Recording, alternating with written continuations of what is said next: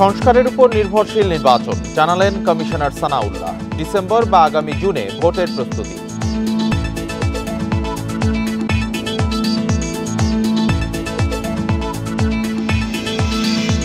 চাঁদাবাজির পথ সুগম করতে জীবন দেয়নি ছাত্ররা, মন্তব্য জামায়াতে আমিরের। রাষ্ট্র সংস্কার, সুষ্ঠু নির্বাচনের ধৈর্য ধরার আহ্বান।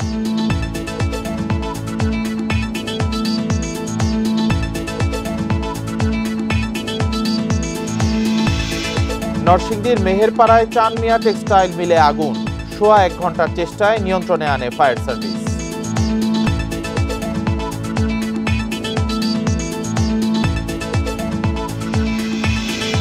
টঙ্গীর তুরাগ তীরে চলছে বিশ্ব ইজতেমার দ্বিতীয় পর্ব। যোগ দিয়েছেন 22 জেলার মুসল্লি, নিরাপত্তা জোরদার।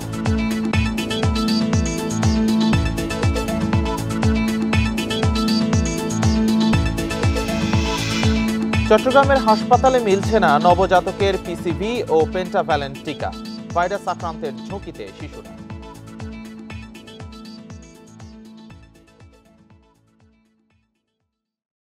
স্বাগত সমগ্র বাংলাদেশে, আপনাদের সাথে আছি আমি রাকিব আহমেদ। শিরোনামগুলো জানাচ্ছিলাম, এবার যাচ্ছি বিস্তারিত খবরে। বিশ্ববিদ্যালয় ঘোষণার দাবিতে আজ আবারও সড়ক অবরোধ করেছেন তিতুমির কলেজের শিক্ষার্থীরা। সোমবার দুপুর 12টা 20 মিনিটের দিকে এই অবরোধ শুরু হয়। ফলে মহাখালী গুলশান সড়কের দুই পাশেই বন্ধ হয়ে যায় যান চলাচল। চরম ভোগান্তিতে পড়ে সাধারণ মানুষ। সড়কের দুই পাশেই বাঁশ দিয়ে অবরোধ তৈরি করে অবস্থান নিয়েছেন শিক্ষার্থীরা। এ নিয়ে টানা 5ম দিনের মতো কলেজের সামনে সড়ক অবরোধ করলেন শিক্ষার্থীরা। এতে ওই সড়কে আটকে পড়েছে অনেক যানবাহন। বাধ্য হয়ে অনেকে হেঁটেই গন্তব্যের উদ্দেশ্যে রওনা হন। আন্দোলনরত শিক্ষার্থীরা জানান, মোট 10 জন শিক্ষার্থী অনশন করছেন। এর মধ্যে 6 জন আমরণ অনশন করছেন, বাকি 4 জন গণ অনশন করছেন। তাদের মধ্যে 3 জন হাসপাতালে ভর্তি হয়েছেন। এর আগে রোববার বেলা 11টা থেকে রাত 10টা পর্যন্ত অবরোধ কর্মসূচি পালনের ঘোষণা দেয় শিক্ষার্থীরা।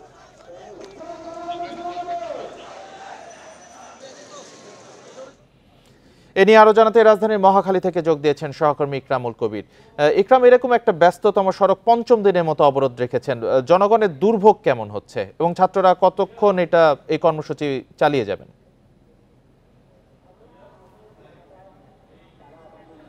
ঠিক আধা ঘন্টা আগে তিতুমির কলেজের সামনে থেকে একটি মিছিল করে সেই তিতুমির কলেজের যে আন্দোলনরত শিক্ষার্থীরা রয়েছেন তারা কিন্তু মহাখালী রেলগেটে চলে এসেছেন এবং তারা এই রেলগেটে এখন অবস্থান করছেন এবং ঢাকার সঙ্গে যে রেল যোগাযোগ সেটি কিন্তু তারা অনেকটা বন্ধ করে দিয়েছেন। একটি ট্রেন উপকূল এক্সপ্রেস কমলাপুর থেকে ছেড়ে এসে কিন্তু বেশ কিছুক্ষণ অপেক্ষা করেছিলেন, কিন্তু আন্দোলনরত শিক্ষার্থীরা কিন্তু সেটি জায়গা না ছাড়ায় ট্রেনটিকে যেতে না দেয়া ট্রেনটি কিন্তু ফিরে গেছে আবার সেই তাদের গন্তব্যে। আমরা এরই মধ্যে দেখেছি পুলিশের পাশাপাশি কিন্তু বিজিবিও এই এলাকায় মোতায়েন করা হয়েছে।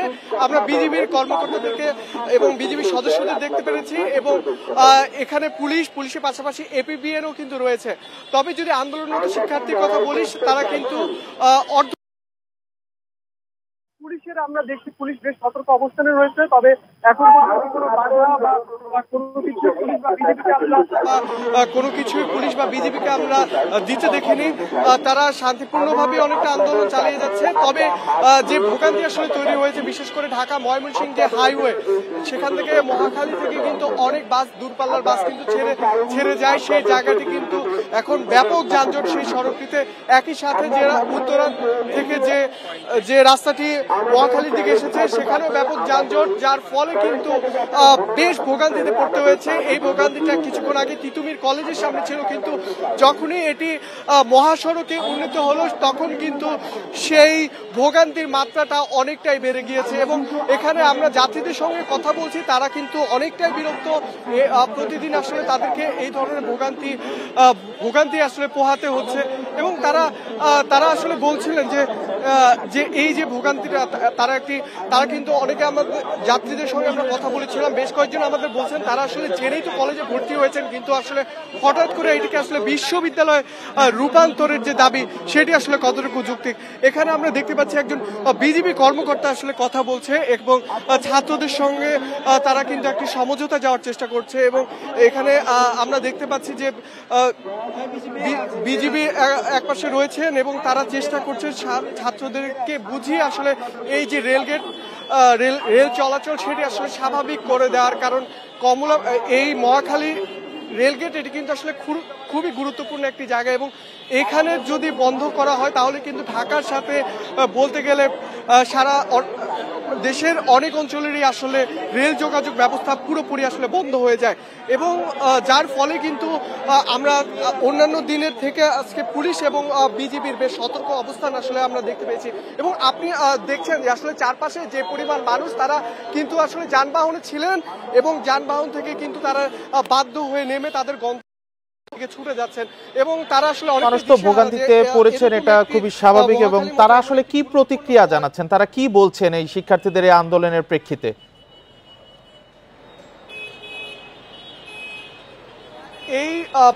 আমরা অনেক যাত্রীর সঙ্গে আসলে কথা বলেছি, বিগত 2 ঘন্টা ধরে আমরা এখানে আছি। তারা যেটি বলছেন যে এই যে একটি আন্দোলন সেটা আসলে জনদুর্ভোগ করে আসলে কেন আন্দোলন করা হয়েছে, আর তাছাড়া অন্তর্বর্তী সরকার যেটি কিনা খুবই অল্প সময়ের জন্য এসেছে, যে জায়গাটিতে আসলে সবার উচিত ছিল এই অন্তর্বর্তী সরকারকে সহযোগিতা করা, কিন্তু একের পর এক দাবি উঠছে নানা মহল থেকে। এই এত দাবির মধ্যে বিভিন্ন যৌক্তিক দাবি থাকলেও এই দাবিটিকে অনেকেই আসলে এটিকে যৌক্তিক বলে মনে করছেন না।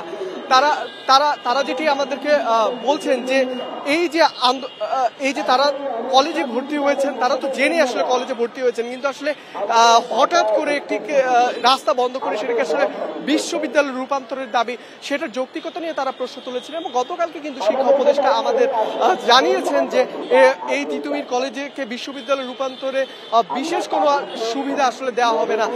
সেক্ষেত্রে এরপরে কিন্তু শিক্ষার্থীরা তাদের যে কর্মসূচি সেটি আরো শক্ত করার চেষ্টা করেন। বিশেষ করে দেখেছেন যে তারা অনশনে ছিলেন অনেকেই, তা এর মধ্যে 10 জন অনশনে ছিলেন, 10 জনের মধ্যে 6 জন যারা আমরণ অনশন এবং 4 জন আসলে গণ অনশন করে আসছিলেন। সেই অনশনের আজকে আমরা দেখেছি অনেকেই কিন্তু অনশনরত শিক্ষার্থী আন্দোলনে যখন তারা অবস্থান নিয়েছিলেন তিতুমির কলেজের সামনে, তখন কিন্তু আমরা বেশ কয়েকজনকে দেখেছি এবং পরে তারা আসলে মিছিল করে এই জায়গায় এসেছে। তবে এখানে একটি প্রশ্ন আমি বলতে চাই যে এই যে যারা রয়েছেন, যারা দুর্ভোগ পোহাচ্ছেন, তারা একটি প্রশ্ন বারবার করছেন যে এই যে তিতুমির কলেজ, এখানে এত শিক্ষার্থীর মধ্যে গুটি কয়েক সেটি অর্ধশত হবে হয়তো, এই অর্ধশত শিক্ষার্থী আসলে এই ধরনের আন্দোলন করছে, সেটি নিয়ে তারা আসলে প্রশ্ন তুলছেন যে কেন আসলে এত অল্প শিক্ষার্থী এই আন্দোলনে রয়েছেন এবং পুরো সড়ক এই ভোগান্তি কিন্তু আসলে হাজার হাজার মানুষের ভোগান্তি। এটি ঢাকার সঙ্গে একটু জানাবেন যে তিতুমির কলেজের শিক্ষার্থীরা বিশ্ববিদ্যালয় করার দাবি জানাচ্ছেন, সেটা যৌক্তিক বা অযৌক্তিক সেটা পরের বিষয়, কিন্তু তারা যে সময়টাকে বেছে নিয়েছেন এই আন্দোলন করার সেটা কতটা যৌক্তিক, এই বিষয়ে কি শিক্ষার্থীদের কোনো মতামত পাওয়া গেছে বা তাদের কোনো বক্তব্য পাওয়া গেছে? আমাদের শিক্ষা ব্যবস্থার উন্নতি আমরা চাই। তারা কিন্তু তাদের দাবিতে অনেকটাই অনড়। তারা যেটি বলছেন যে তাদের দাবি আসলে যৌক্তিক, তারা আসলে তাদের কথা থেকে সরতে চাচ্ছে না। আমরা দেখেছি অনেক পথচারী, অনেক যাত্রী গাড়ি থেকে নেমে কিন্তু গাড়ি থেকে নেমে তারা বোঝানোর চেষ্টা করছেন যে তাদের জরুরি কাজ রয়েছে, তারা অফিসে যেতে চান বা তাদের কোনো স্বজন অসুস্থ, সেই বিষয়গুলো তারা বারবার বোঝানোর চেষ্টা করলেও তিতুমিরের যারা শিক্ষার্থী রয়েছেন তারা কিন্তু আমরা দেখেছি অ্যাম্বুলেন্স ছাড়া তারা আসলে কাউকেই কোনো প্রকার ছাড় দেয়নি। তারা যে জায়গাটিতে রয়েছে অনেক ব্যক্তিকে আমরা দেখেছি যে তারা শেষ পর্যন্ত আসলে বিরক্ত হয়ে মানে এক ধরনের তুচ্ছতাচ্ছিল্য করে যে একটি কলেজের শিক্ষার্থী তাদের ব্যবহার আসলে কেন এরকম হবে সেটি নিয়ে কিন্তু তারা প্রশ্ন তুলছেন। এবং পুলিশের একজন কর্মকর্তা কথা বলছেন, আসলে একটু শুনতে চাই তিনি কি বলছেন। মূলত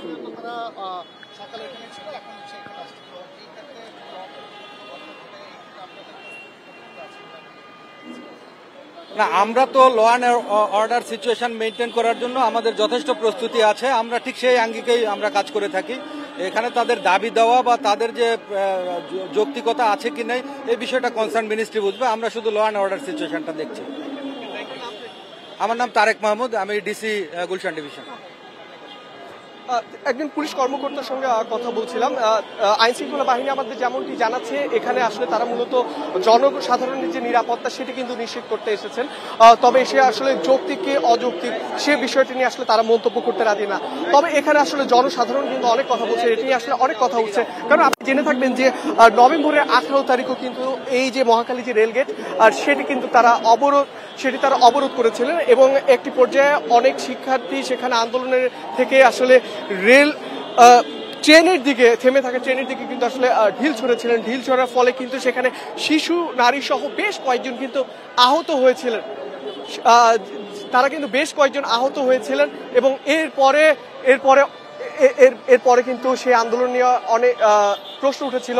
পরে আন্দোলনটা স্থগিত হয়ে যায়, কিন্তু গত 5 দিন ধরে আমরা আবারও সেই আগের মতো আন্দোলন দেখতে পাচ্ছি এই তিতুমির শিক্ষার্থীদের। যে মহাখালীতে এই মুহূর্তে রেলপথ অবরোধ করেছেন তিতুমির কলেজের শিক্ষার্থীরা। রেল চলাচল এই মুহূর্তে বন্ধ রয়েছে, চরম জনভোগান্তি হচ্ছে। এ বিষয়ে মহাখালী থেকে জানাচ্ছিলেন সহকর্মী ইকরামুল কবির। অন্তর্বর্তী সরকারের সংস্কার পরিকল্পনার উপর জাতীয় নির্বাচন নির্ভর করছে। সে অনুযায়ী ডিসেম্বর বা আগামী বছরের জুনে নির্বাচনের জন্য প্রস্তুত নির্বাচন কমিশন। এ তথ্য জানিয়েছেন নির্বাচন কমিশনার আবুল ফজল মোহাম্মদ সানাউল্লাহ। সকালে রাজশাহী নির্বাচন আঞ্চলিক অফিসে ভোটার তালিকা হালনাগাদ ও ত্রয়োদশ জাতীয় সংসদ নির্বাচন সংক্রান্ত মত বিনিময় সভায় প্রধান অতিথির বক্তব্যে তিনি বলেন, দীর্ঘ খরার পর ভোট উৎসবের জন্য মুখিয়ে আছে জনগণ। এই নির্বাচনই কমিশনের স্বচ্ছতা প্রমাণের সময়। কমিশনার সানাউল্লাহ আরও জানান, আইন সবার জন্য সমান। গত নির্বাচনে কেউ কারচুপি করে থাকলে তাকে আইনের আওতায় আনা হবে। এ সময় প্রকৃত নাগরিকরা যেন হয়রানির শিকার না হন সেদিকে লক্ষ্য রাখার পাশাপাশি রোহিঙ্গা ইস্যুতে সবাইকে সতর্ক থাকারও তাগিদ দেন তিনি। যে সংস্কার কার্যক্রম যদি সংক্ষিপ্ত আকারে করতে হয়, রাজনৈতিক দলগুলো যদি সেই পর্যায়ে গিয়ে দাঁড়ায়, তাহলে পরে আগামী ডিসেম্বর, আর যদি সংস্কার কার্যক্রমকে আরও একটু এক্সটেন্ডেডভাবে করতে দেওয়া হয়, তাহলে ২৪ সালের জুন মাসের মধ্যে নির্বাচন করা সম্ভব। চাঁদাবাজির পথ সুগম করতে ছাত্ররা জীবন দেয়নি বলে মন্তব্য করেছেন জামায়াতে ইসলামের আমির ডাক্তার শফিকুল ইসলাম। সকালে ফেনীর ফুলগাজীতে ছাত্র আন্দোলনের শহীদ শ্রাবণের কবর জিয়ারত শেষে তিনি এই কথা বলেন। এ সময় তিনি আরও বলেন, রাষ্ট্র সংস্কার ও সুষ্ঠু নির্বাচনের জন্য সবাইকে ধৈর্য ধারণ করতে হবে। পরে মহিত শ্রাবণের পরিবারের সঙ্গে দেখা করে বলেন, শ্রাবণের মতো বীর সন্তানদের জন্যই নতুন বাংলাদেশ পাওয়া গেছে। স্বৈরাচারের পতন হয়েছে, এসব শহীদদের রক্ত বৃথা যেতে দেয়া যাবে না। দয়া করে শহীদদের রক্তের প্রতি ভাই আসুন আমরা সবাই মিলে সম্মান দেখাই। এই সমস্ত কাজ করলে শহীদদেরকে অপমান করা হবে। তারা এই ক্ষেত্র কারোর জন্য প্রস্তুত করে দিতে জীবন দেয়নি, বরঞ্চ এই যন্ত্রণাগুলো থেকে মানুষকে মুক্তি দেওয়ার জন্য জীবন দিয়েছে। নরসিংদী সদর উপজেলার মেহেরপাড়া ইউনিয়ন কার্যালয় এলাকায় মরিয়ম টেক্সটাইলের গোডাউনে অগ্নিকাণ্ডের ঘটনা ঘটেছে। দুপুর 1টার দিকে এই ঘটনা ঘটে। ফায়ার সার্ভিস জানিয়েছে, অগ্নিকাণ্ডের খবর পেয়ে নরসিংদী ফায়ার সার্ভিসের 3টি ও মাধবদী ফায়ার সার্ভিসের 2টি ইউনিট গিয়ে কাজ শুরু করে। 1 ঘন্টার চেষ্টায় আগুন নিয়ন্ত্রণে আনে তারা।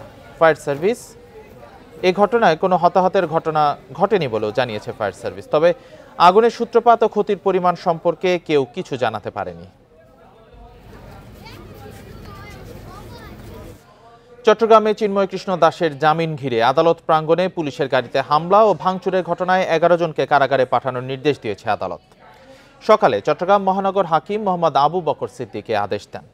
গ্রেপ্তার 11 জনই আইনজীবী সাইফুল ইসলাম হত্যা মামলার এজাহারভুক্ত আসামি। 26শে জানুয়ারি তাদেরকে গ্রেপ্তারের পর হত্যা মামলায় কারাগারে পাঠানোর নির্দেশ দেন আদালত। সোমবার তাদেরকে পুলিশের উপর হামলা ও আদালত পাড়ায় ভাঙচুরের মামলায় গ্রেপ্তার দেখানোর আবেদন করে পুলিশ। শুনানি শেষে আদালত তা মঞ্জুর করেন। রাষ্ট্রদ্রোহ মামলায় 25শে নভেম্বর সনাতনী জাগরণ জোটের মুখপাত্র চিন্ময় কৃষ্ণ দাসকে গ্রেপ্তার করা হয়। পরে তার জামিন নামঞ্জুর করাকে কেন্দ্র করে আদালত প্রাঙ্গণে হামলা ভাঙচুরের ঘটনা ঘটে। এ সময় মারা যান আইনজীবী সাইফুল ইসলাম আলিফ। টঙ্গীর তুরাগ তীরে চলছে বিশ্ব ইজতেমার 2য় পর্ব। শুরাই নেজাম আয়োজিত এই পর্বে যোগ দিয়েছেন ঢাকার একাংশ সহ 22 জেলার মুসল্লিরা। ইজতেমা উপলক্ষে আশেপাশের এলাকার নিরাপত্তা জোরদার করেছে আইনশৃঙ্খলা বাহিনী। দিন আর আমলের শিক্ষা নিতে মুসল্লিদের ঢল এখন টঙ্গীর তুরাগ তীরে। ইতিমধ্যে নিজ নিজ খিত্তায় অবস্থান নিয়েছেন লাখো মুসল্লি। সোমবার ফজরের নামাজের পরেই শুরু হয় ইজতেমার আনুষ্ঠানিকতা। আগামী 1 বছর মুসল্লিরা কিভাবে ইসলাম প্রচার করবেন সে বিষয়ে দিক নির্দেশনা দেন বক্তারা। ইজতেমার ময়দানে আসার মূল মাকসাদ হচ্ছে যে ধর্মপ্রাণ মুসলমানরা যাতে আল্লাহ ভীরু হয়। আমরা আসছি আল্লাহ এবং আল্লাহ রাসূলকে খুশি করার জন্য। তবলিগ জামাতের বিভক্তির জেরে এবছর 3 পর্বে হচ্ছে বিশ্ব ইজতেমা। তবে সাধারণ মুসল্লিরা বলছেন তবলিগ জামাতে ভেদাভেদ চান না তারা। আমরা চাই আল্লাহ রাব্বুল আলামিন যেন এই বিচ্ছিন্নতাটাকে কাটিয়ে যেন আমরা আবার একত্রিত হয়ে একত্রভাবে যেন আমরা ইজতেমা করতে পারি। সবাই একত্রিত হয়ে গোটা বিশ্বের বুকে যেন আমরা নজির স্থাপন করতে পারি, আমরা এভাবে দেখতে চাই। দ্বিতীয় পর্বে ঢাকার একাংশ সহ 22 জেলার মুসল্লিরা অংশ নিচ্ছেন। আয়োজক কমিটি বলছে শিগগিরই ইজতেমা ময়দান ছাড়িয়ে যাবে মুসল্লিদের ভিড়। প্রায় 22টি জেলা সহ ঢাকার বাকি একাংশ অংশগ্রহণ করবে এবং আপনি জেনে থাকবেন যে গতবারের মতো এবারও আমাদের প্রায় 160 একর যে টঙ্গী ময়দান, পুরা ময়দান এখন সাথীর দ্বারা কানায় কানা ভর্তি। এদিকে ইজতেমার নিরাপত্তার দায়িত্বে আছেন আইন শৃঙ্খলা বাহিনীর 10,000-এর বেশি সদস্য। রোববারের আখেরি মোনাজাতে একটি ড্রোন মাটিতে পড়ে আতঙ্ক সৃষ্টি হয়। ময়দানের 2 কিলোমিটার এলাকায় ড্রোন ওড়ানোয় নিষেধাজ্ঞা দিয়েছে পুলিশ। জনগণের নিরাপত্তা, মুসল্লিদের নিরাপত্তার জন্য আমরা ড্রোনকে বিধিবদ্ধ করেছি। আমরা অন্য কোনো পুলিশের অনুমতি ছাড়া কোনো ড্রোন যেন এখানে না ওড়ে, তার জন্য আমি জনগণের পক্ষে এটিকে নিষিদ্ধ করেছি। ইজতেমার দ্বিতীয় পর্বেও কয়েক হাজার বিদেশি মুসল্লি যোগ দিয়েছেন, জানিয়েছেন আয়োজকেরা। শুরু হলো শুরায়ে নিজামের 58তম বিশ্ব ইজতেমার দ্বিতীয় পর্ব। বুধবার আখেরি মোনাজাতের মধ্য দিয়ে শেষ হবে শুরায়ে নিজামের 2টি পর্বই। এখানে যে লাখ লাখ মুসল্লির সমাগম হয়েছে, তাদের প্রত্যেকের প্রত্যাশা দিনের শিক্ষা নিয়ে কাজে লাগাবেন বাস্তব জীবনে। Adilur Rahman, independent news, Tongi, Gazipur. এ বিষয়ে আরো জানাতে আমাদের সাথে যুক্ত হয়েছেন সহকর্মী আবুল হাসান। আবুল হাসান, ইজতেমা মাঠে এখন কি আনুষ্ঠানিকতা চলছে বা কি ইবাদত বান্দেগি চলছে? আসরের নামাজ অনুষ্ঠিত হয়ে গেছে কিনা?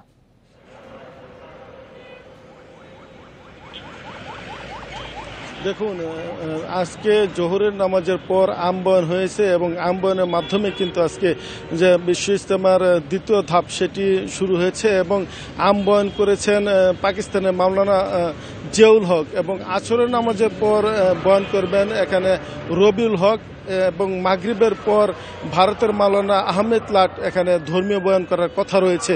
এবং আপনি জানেন যে এরই মধ্যে 22 জেলার মুসল্লিরা কিন্তু তাদের যে নির্ধারিত খিত্তা, সেই খিত্তায় অবস্থান নিয়েছেন এবং এখন ধর্মীয় বয়ান হচ্ছে। সেই ধর্মীয় বয়ানগুলো তারা কান পেতে এখানে শুনছেন এবং আমলের জন্য, তাদের পরকালীন মুক্তির জন্য যাতে পাথেও নিতে পারেন, সেই লক্ষ্যে তারা অবস্থান নিয়েছেন। আমরা মুসলিমদের সঙ্গে কথা বলেছিলাম, তারা বলছেন যে সার্বিক যে ব্যবস্থাপনা, সেই ব্যবস্থাপনায় তারা সন্তুষ্ট, কোনো ধরনের সমস্যা হচ্ছে না। যদিও শীতের কিছুটা সকালের দিকে প্রকোপ ছিল, কিন্তু বেলা বাড়ার সাথে সাথে সেই প্রকোপ অনেকটা কমে গেছে এবং এখন মুসলিম যারা রয়েছেন তারা দিনের আলোচনায় সময় পার করছেন। এবং আপনি জানিয়ে রাখি যে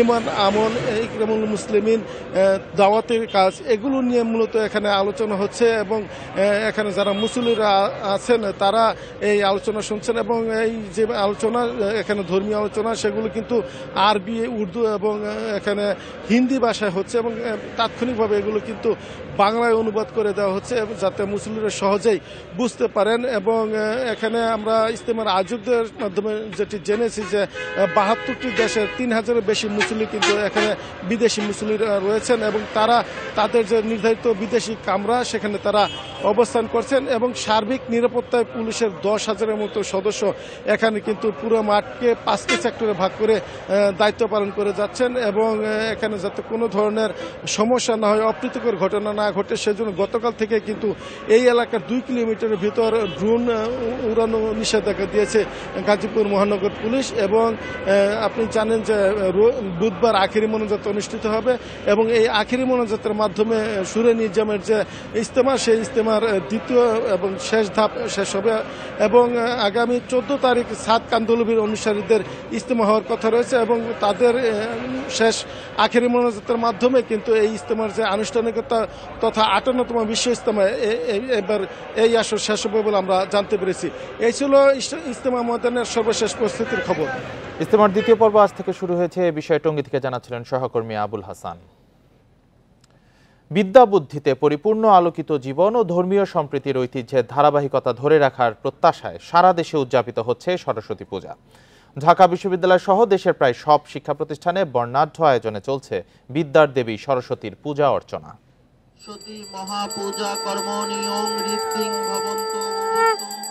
সরস্বতী পূজার মণ্ডপের সংখ্যার বিবেচনায় ঢাকা বিশ্ববিদ্যালয়ের জগন্নাথ হলের আয়োজন দেশের যে কোনো শিক্ষা প্রতিষ্ঠানের তুলনায় সবচেয়ে বড়। এবার হলের মাঠে মোট ৭৪টি মণ্ডপ সাজানো হয়েছে। বরাবরের মতো এবারও ঢাকা বিশ্ববিদ্যালয়ের প্রতিটি বিভাগের পক্ষ থেকে আলাদা আলাদা থিম অবলম্বনে ফুটিয়ে তোলা হয় মণ্ডপের সৌন্দর্য। সোমবার সকালে বাণী অর্চনার মধ্য দিয়ে শুরু হয় দেবী বীণাপানির পূজার আনুষ্ঠানিকতা। প্রতিটি মণ্ডপে ভিড় করেন রাজধানীর বিভিন্ন এলাকার পুণ্যার্থীরা। বিদ্যাদেবীর প্রতি নিবেদন করেন অঞ্জলি, তুলে ধরেন নিজেদের মনোবাসনা। দেবী দর্শন ও ভক্তি নিবেদন শেষে নিজেদের প্রত্যাশা ও ভাবনা তুলে ধরেন নানা বয়সী শিক্ষার্থীরা। সরস্বতী পূজার আয়োজনটা অন্যরকম। সব পূজা যেরকম হয়তো বাসায় মন্দির হয়, সরস্বতী পূজা যেন সব স্কুল বিশ্ববিদ্যালয় এসব জায়গায় হয়। দেবীর কাছে আমি একটাই চেয়েছিলাম যাতে আমি পড়াশোনায় ভালো কিছু করতে পারি, ভালো জ্ঞান অর্জন করতে পারি। পরীক্ষার জন্য ভালো হয় সবগুলো, আর মানুষের মতো যেন মানুষের গড়ে উঠতে পারি। অভিভাবকরাও সন্তানের মেধাদীপ্ত জীবন কামনা করে দেবী সরস্বতীর পূজার তাৎপর্য তুলে ধরেন। বিদ্যা যেন পুঁথিগত না হয়, বিদ্যা যেন আলোকিত হয় এবং মানুষের সেবার জন্য হয়। ছেলে মেয়েকে যাতে মানুষ করতে পারি, ওরা যাতে পড়াশোনা করে মানুষ হয়। দেবীর কাছে একটাই নিবেদন ছিল, সেটা হচ্ছে ছেলে যেন জ্ঞান বুদ্ধি সবকিছু থেকে সমৃদ্ধ হয়। বন্দরনগরী চট্টগ্রামেও সরস্বতী পূজা উপলক্ষে বর্ণিল আয়োজন করা হয়। এছাড়া খুলনা, বরিশাল, খাগড়াছড়ি, ঝালকাঠি, মাদারীপুর সহ প্রতিটি জেলা ও উপজেলাতেও উদযাপিত হয় সরস্বতী পূজা। শাহাদাত স্বপন, ইন্ডিপেন্ডেন্ট নিউজ, ঢাকা। চট্টগ্রামের বিভিন্ন স্বাস্থ্যকেন্দ্র বা হাসপাতালে প্রায় 15 দিন ধরে মিলছে না নবজাতক শিশুদের জীবন রক্ষাকারী পিসিভি ও পেন্টাভ্যালেন্ট টিকা। সন্তানকে টিকা না দিয়েই ফিরে যেতে বাধ্য হচ্ছেন অনেক অভিভাবক। চিকিৎসকেরা বলছেন, সময় মতো টিকা না পেলে শিশুদের ভাইরাসে আক্রান্ত হওয়ার ঝুঁকি থাকে। শিশুদের মারাত্মক রোগ হুপিং কাশি, ডিপথেরিয়া ও ধনুষ্টঙ্কার প্রতিরোধে পেন্টাভ্যালেন্ট এবং নিউমোনিয়া প্রতিরোধে দেয়া হয় পিসিভি টিকা। 0 থেকে 10 মাস বয়সী শিশুর জীবন রক্ষায় প্রয়োজন এসব প্রতিষেধক। তবে চট্টগ্রামে অনেক টিকাদান কেন্দ্র, স্বাস্থ্যকেন্দ্র বা হাসপাতালে প্রায় 2 সপ্তাহ ধরে মিলছে না এইসব বিনামূল্যের টিকা। বেসরকারিভাবে টিকা দিতে গেলে প্রতি ডোজের দাম পড়ে 5 থেকে 7,000 টাকা। আমি সবসময় ওকে টাইমলি দেওয়ার চেষ্টা করি, যে ডেট দেওয়া হয় ওই ডেটেই আসি। তো কালকে আসছি, তাই নাই, ওর ডেট ছিল, আজকে আবার আসতে হইলো। আমরা চাই সবসময় যেন টিকাটা সঠিক টাইমে দেওয়া হয়, আমরা বাচ্চা যেন সুস্থ থাকে। সময় মতো টিকা দিতে না পারলে নবজাতক ও শিশুদের শরীরে রোগ প্রতিরোধ ক্ষমতা তৈরি হয় না, ফলে ভাইরাসে আক্রান্ত হওয়ার ঝুঁকি বাড়ে বলে জানিয়েছেন চিকিৎসকরা।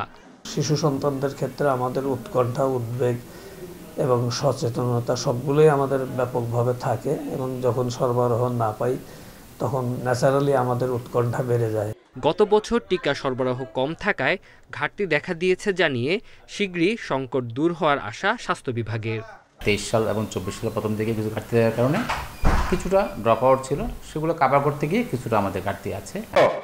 ছোট ছোট কূপে পরিণত হয়েছে। খাদ্য সরবরাহ থেকে শুরু করে ওষুধ পর্যন্ত সঠিকভাবে পৌঁছানো সম্ভব হচ্ছে না। একাধিকবার চিঠি দিয়েও জবাব পাওয়া যায়নি জানিয়ে সড়ক ও জনপথ বিভাগ বলছে, দরপত্রের শর্ত অনুযায়ী ব্যবস্থা নেওয়া হবে। একটি অংশ কাজ করে ঠিকাদার এখন পর্যন্ত আসলে বাকিটি শেষ করতে পারেনি। তো এই বিষয়ে আসলে আমরা ঠিকাদারকে বারংবার চিঠি দিয়ে পত্র প্রদান করেছি এবং ঊর্ধ্বতন কর্তৃপক্ষকে জানানো হয়েছে। 2023 সালে শুরু হওয়া সড়কটির সংস্কার ব্যয় ধরা হয় 13,35,00,000 টাকা। Independent news.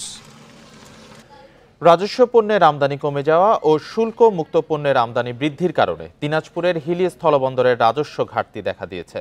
বন্দর কর্তৃপক্ষ জানিয়েছে, গত বছরের জুলাই থেকে ডিসেম্বর পর্যন্ত এই ঘাটতি দাঁড়িয়েছে 49,93,00,000 টাকায়। জুলাই থেকে ডিসেম্বরে হিলি বন্দরে রাজস্ব আদায়ের লক্ষ্য ছিল 362,69,00,000 টাকা। এর বিপরীতে আদায় হয়েছে 318,76,00,000 টাকা।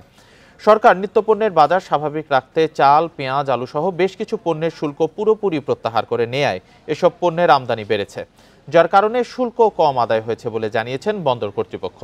তবে ব্যবসায়ীরা বলছেন, কাস্টমসের হয়রানি পণ্য খালাসে ধীরগতি সহ বিভিন্ন কারণে আমদানি রপ্তানিতে এই বন্দরে আগ্রহ হারাচ্ছেন তারা।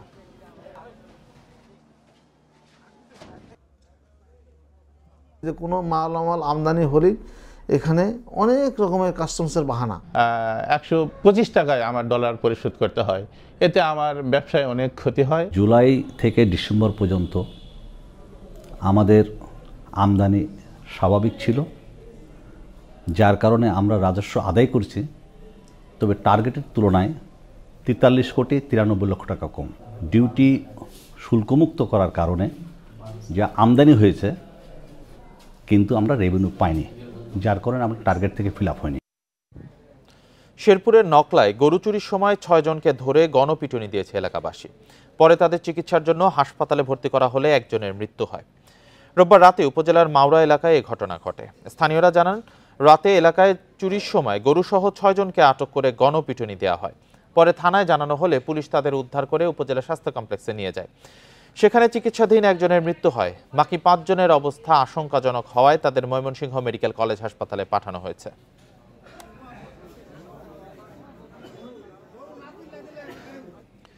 ঢাকার ধামরাইয়ে এসো দেশ বদলাই পৃথিবী বদলাই এই স্লোগানে শুরু হয়েছে তারুণ্য উৎসব টি20 ক্রিকেট টুর্নামেন্ট। সকালের উদ্বোধন করেন উপজেলা নির্বাহী কর্মকর্তা মামনুন আহমেদ অনিক। ধামরাইয়ে Afaz Uddin school and college মাঠে টুর্নামেন্টের আয়োজন করে উপজেলা প্রশাসন। এতে অংশ নেয় ধামরাই ডিফেন্ডার ও ভাড়াটিয়া ইউনিয়ন ইয়াংস্টার দল। পৌরসভা থেকে 2টি এবং উপজেলার 16টি ইউনিয়ন থেকে 1টি করে মোট 16টি দল এতে অংশ নিয়েছে। আগামীকাল থেকে প্রতিদিন 2টি করে ম্যাচ অনুষ্ঠিত হবে বলে জানিয়েছে আয়োজক কমিটি।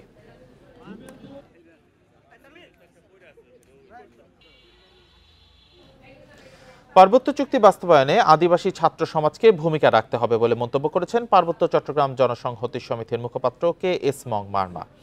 সকালে রাঙামাটি সদর উপজেলা পরিষদ সম্মেলন কক্ষে বাংলাদেশ মারমা স্টুডেন্ট কাউন্সিলে তিনি বলেন, আদিবাসীদের অধিকার আদায়ে পার্বত্য চুক্তি বাস্তবায়নের বিকল্প নেই। চুক্তি বাস্তবায়নের জন্য ছাত্র সমাজের গুরুত্বপূর্ণ ভূমিকা রাখতে হবে। পার্বত্য চট্টগ্রামের সমস্যা সমাধানের জন্য আওয়ামী লীগের 3 এমপিকে নির্বাচিত করা হয়েছিল, কিন্তু তারা আদিবাসী জনগোষ্ঠীর সাথে বেইমানি করেছে বলে মন্তব্য করেন তিনি।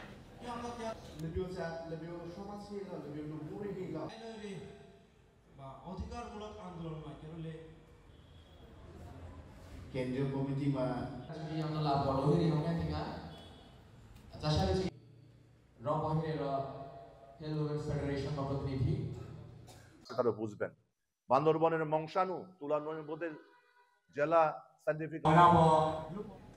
আর এই ছিল এখনকার সংবাদে। ইন্ডিপেন্ডেন্ট টেলিভিশনের সব খবর আরো বিস্তারিত জানতে চোখ রাখুন ফেসবুক, ইউটিউব, এক্সে। এতক্ষণ যারা সাথে ছিলেন ধন্যবাদ সবাই।